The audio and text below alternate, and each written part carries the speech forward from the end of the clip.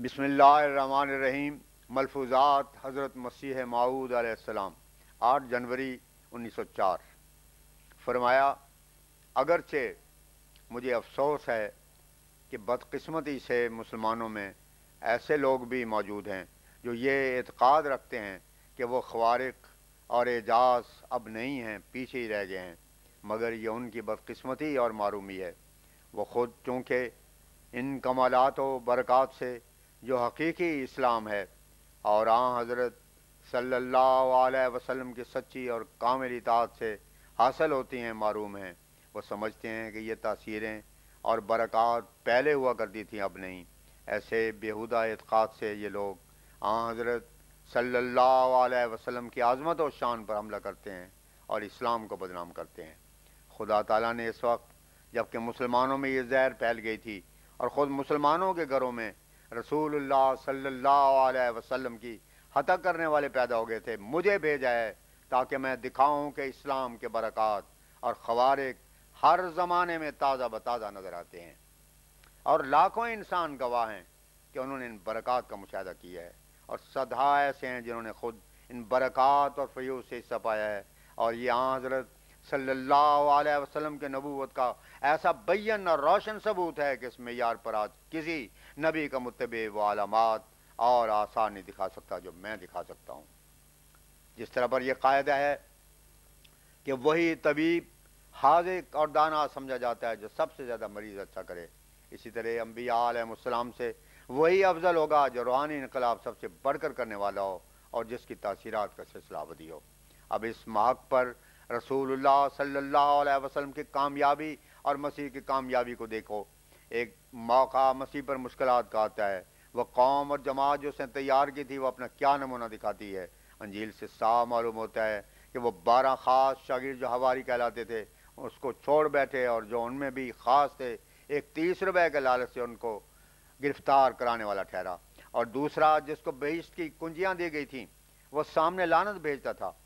हज़रत मूसा अलैहिस्सलाम कौम को लेकर निकलते हैं मगर इस कौम को कजराओ कहते हैं। हज़रत मूसा अलैहिस्सलाम की ज़िंदगी में बात बात पर एतराज़ करने वाले और इनकार करने वाली कौम थी, यहाँ तक कि कह दिया इज़हब अन्ता व रब्बुका फ़क़ातिला इन्ना हाहुना क़ाइदून, अल-माइदा आयत 25।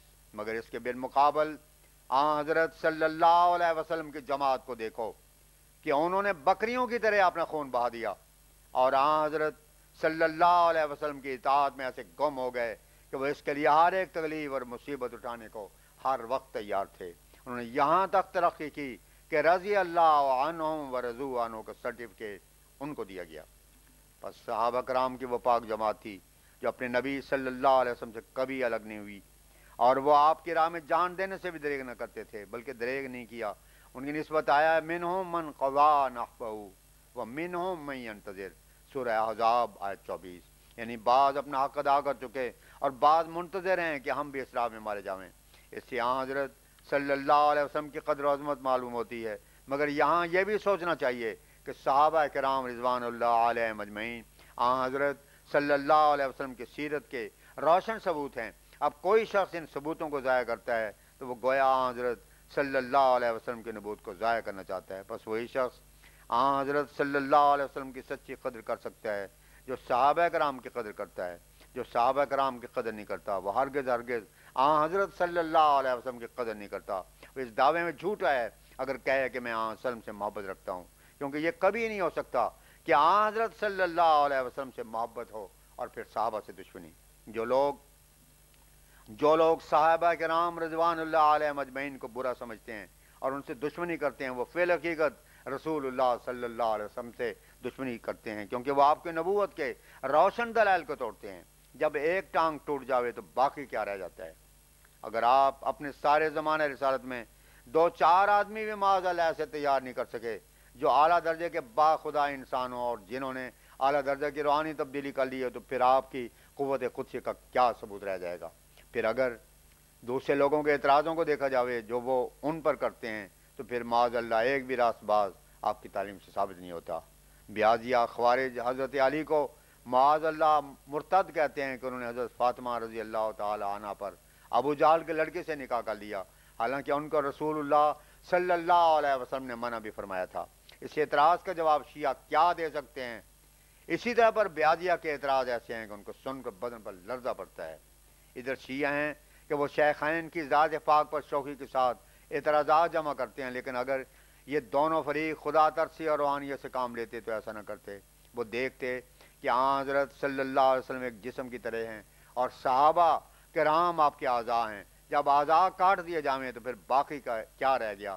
جسم ناقص رہ جاتا ہے اور خوبصورتی بھی باقی نہیں رہتی۔ ان باتوں کو سن کر بدن پر لرزہ پڑتا ہے اور مسلمانوں کی حال پر افسوس آتا ہے کہ وہ اپنی اس قسم کی کارروائیوں سے بھی دشمنوں کو اسلام پر اعتراض کرنے کا موقع دیتے ہیں اور ان کی زبانیں کھلتی ہیں، بلکہ وہ اپنے ہاتھ سے اسلام کی جڑ کاٹ رہے ہیں اور نہیں سمجھتے کہ اس قسم کی اندرونی کمزوریوں اور خرابیوں نے یہ ضرورت پیدا کی کہ خدا تعالیٰ اپنے دین کی تائید اور نصرت کے لیے ایک سلسلہ قائم کر دیتا جو ان غلط فہمیوں کو دلوں سے دور کر دیتا۔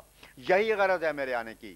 جو سعید الفطرت ہیں وہ اس حقیقت کو سمجھ کر اس سے فائدہ اٹھا رہے ہیں۔ میں پھر کہتا ہوں کہ یہ بات بڑی قابل غور ہے کہ یہ لوگ جو مسلمان کہلا کر صحابہ کی ذات پر حملہ کرتے ہیں اور رسول اللہ صلی اللہ علیہ وسلم کی ذات پاک پر حملہ کرتے ہیں اور قرآن شریف کی عزت پر حملہ کرتے ہیں، غیر قوموں خصوصاً عیسائیوں کے بالمقابل ہمارا یہی زبردست دعویٰ ہے کہ آپ کی پاک تعلیم اور صحبت نے ایسی اعلیٰ درجے کی روحانیت پیدا کی اور بالمقابل مسیح کے 12 حواری بھی درست نہ کر سکے۔ لیکن جب یہ عقیدہ ہو کہ بجوز ایک یا دو کے حضرت صلی اللہ علیہ وسلم کی پاک صحبت میں کسی کی بھی اصلاح نہیں ہوئی تو پھر ہم کو منہ دکھانے کی بھی جگہ نہیں رہتی۔ اس صورت میں ہم ان کے سامنے کیا پیش کر سکتے ہیں؟ قرآن شریف کی سے کیا عزت رہی؟ ایک طرف تو ہم یہ مانتے اور پیش کرتے ہیں کہ قرآن کریم خاتم الکتب ہے اور حضرت صلی اللہ علیہ وسلم خاتم الانبیاء اور نبوت ختم ہو چکی، دوسری طرف اس کی تاثیرات کو یہاں تک ظاہر کرتے ہیں کہ ایک آدمی کے سوا کوئی درست نہ کر سکا، اور جب اس پر ان اعتراضوں کو جمع کیا جاوے جو مخالف کرتے ہیں تو پھر نتیجہ نکلتا ہے کہ ایک بھی درست نہیں ہوا بلکہ سارے مرتد ہو گئے۔ اس عقیدے کی شناعت کو خوب غور سے سنو اور سوچو کہ اس کا اثر اسلام پر کیا پڑتا ہے۔ حضرت صلی اللہ علیہ وسلم کے تو یہ یوں مخالف ہوئے اور قرآن شریف کے برخلاف اس طرح پر ہیں کہ کہتے ہیں کہ اصل قرآن شریف نہیں رہا، جو اب موجود ہے وہ محرف مبدل ہو گیا ہے، اور اصل قرآن مادی کسی غار میں لے کر چھپا ہوا ہے، اب تک نہیں نکلتا۔ دنیا گمراہ ہو رہی ہے اور اسلام پر حملے ہو رہے ہیں، مخالف ہنسی کرتے ہیں اور خطرناک توہین کر رہے ہیں، اور مسلمانوں کے ہاتھ میں بقول ان کے قرآن شریف بھی نہیں ہے، اور مادی ہے کہ وہ غار سے ہی نہیں نکلتا۔ کوئی سمجھدار آدمی خدا تعالیٰ سے ڈر کر ہمیں بتایا کہ کیا یہ بھی دین ہو سکتا ہے اور اس سے کوئی آدمی روحانی ترقی کر سکتا ہے؟ یہ محض فسانے اور خیالی باتیں ہیں۔ حقیقت اور سچ یہی ہے کہ خدا تعالیٰ نے حضرت صلی اللہ علیہ وسلم کو اعلیٰ درجے کی روحانی قوت اور تاثیر کے ساتھ بھیجا تھا جس کا اثر ہر زمانے میں پایا جاتا ہے۔ صحابہ کرام رضوان اللہ علیہ مجمعین نے جو خدمت اسلام کی ہے اور جس طرح پر انہوں نے اپنے خون سے اس باغ کی آبپاشی کی ہے، اس کی نظیر دنیا کی کسی تاریخ میں نہیں ملے گی۔ ان کی خدمات اسلام کے لیے نہایت ہی قابل قدر اور اعلیٰ درجے کی ہیں، اور جب بھی خدا تعالیٰ کے دین میں سستی واقع ہونے لگتی ہے اور کمی فہم یا مرور زمانہ کی وجہ سے غلط فہمیاں پیدا ہو کر یہ پاک دین بگڑنے لگتا ہے، اس وقت اللہ تعالیٰ ایک شخص کو مامور کر کے بھیجتا ہے جو اس کے بلائے بولتا ہے اور روح القدس کی تائید اس کے ساتھ ہوتی ہے۔ وہ ان غلط فہمیوں اور خرابیوں کو دور کرتا ہے جو علمی طور پر دین میں پیدا ہو جاتی ہیں، اور عملی نمونہ اور قدسی قوت کے ساتھ ایک نیا ایمان دنیا کو خدا تعالیٰ کی ہستی پر بخشتا ہے۔ لیکن جب انسان خدا تعالیٰ سے غافل ہو جاتا ہے اور شعائر اللہ کی پرواہ نہیں کرتا، اللہ تعالیٰ بھی اس سے بے پرواہ ہو جاتا ہے اور اس شخص اور ایسی قوم کو تباہ کر دیتا ہے۔ چنانچہ چغتائی سلطنت نے جب دین سے غافل ہو کر بہائم کسی سیرت اختیار کر لی تو پھر اس کا نتیجہ کیا ہوا؟ وہ سلطنت جو صدیوں سے چلی آتی تھی اس کا کچھ بھی باقی نہ رہا اور ایک شاعر پر اس کا خاتمہ ہو گیا۔ بس انسان کو ہر وقت خدا تعالیٰ سے ڈرنا چاہیے۔ کھلی اور چھپی بدکاریاں آخر انسان پر وہ گھڑی لے آتی ہیں جس کا اسے آسائش کے ایام میں وہم و گمان بھی نہیں ہوتا۔ اس لیے ضروری ہے کہ خدا تعالیٰ کا خوف ہر وقت دل پر رہے اور اس کی عظمت و جبروت سے ڈرتا رہے اور ہمارے صالحہ کی کوشش کرتا رہے، اور پھر دعا کے ساتھ اس کی توفیق مانگے۔ اللہ تعالیٰ آپ کو توفیق دے۔